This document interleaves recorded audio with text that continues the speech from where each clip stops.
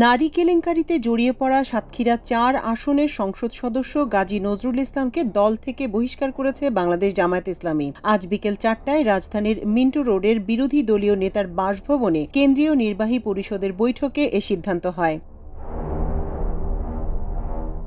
ওই বৈঠকের পর প্রকাশিত এক প্রেস বিজ্ঞপ্তিতে জামাত জানায়, সম্প্রতি সাতক্ষীরা ৪ আসনের সংসদ সদস্য জনাব গাজী নজরুল ইসলামকে নিয়ে বিভিন্ন মিডিয়ায় প্রকাশিত বিষয়ে সাংগঠনিক তদন্তে তার নৈতিক স্খলন প্রমাণিত হওয়ায় তাকে গঠনতন্ত্রের ৬২ নং ধারা অনুযায়ী বাংলাদেশ জামায়াতে ইসলামী থেকে বহিষ্কারের সিদ্ধান্ত গৃহীত হয়।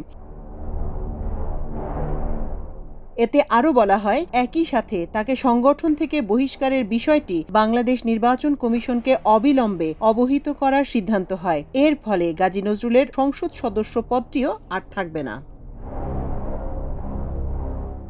এ ঘটনায় দলটি দ্রুত একটি তদন্ত কমিটি গঠন করে। কমিটির প্রতিবেদন ইতোমধ্যেই জমা দেওয়া হয়েছে। এই তদন্ত প্রতিবেদনের আলোকে আজ দলটির নির্বাহী পরিষদের বৈঠক ডাকা হয়েছে। জামায়াত ইসলামীর সূত্রগুলো জানিয়েছে, সামাজিক যোগাযোগ মাধ্যমে এ ঘটনার ভিডিও প্রকাশের পরপরই দলের পক্ষ থেকে একাধিক টিমের মাধ্যমে প্রকৃত চিত্র জানার চেষ্টা করা হয়। সেখানে গাজী নজরুল ইসলামের নৈতিক স্খলনের বিষয়ে কিছু প্রমাণ দলের হাতে চলে আসে।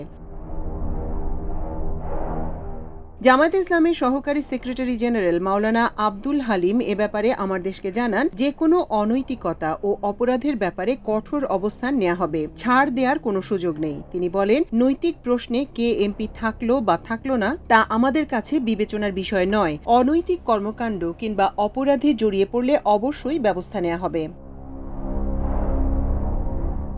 জামায়াত ইসলামীর নেতাদের সঙ্গে আলাপ করে জানা গেছে, গতকাল মঙ্গলবার বিকেল থেকে বিষয়টি স্পষ্ট হয়ে যায়, গাজী নজরুল ইসলাম নৈতিক স্খলনজনিত অপরাধে জড়িয়ে পড়েছেন। এরপর দলের ভেতর থেকে দ্রুত সিদ্ধান্ত গ্রহণের জন্য এক ধরনের চাপ সৃষ্টি হয়। এমনকি ইসলামী ছাত্র শিবির ও ইসলামী ছাত্রী সংস্থার নেতারা একাধিক জামায়াত নেতার সঙ্গে এ বিষয়ে কথা বলে কঠোর ব্যবস্থা গ্রহণের দাবি জানান।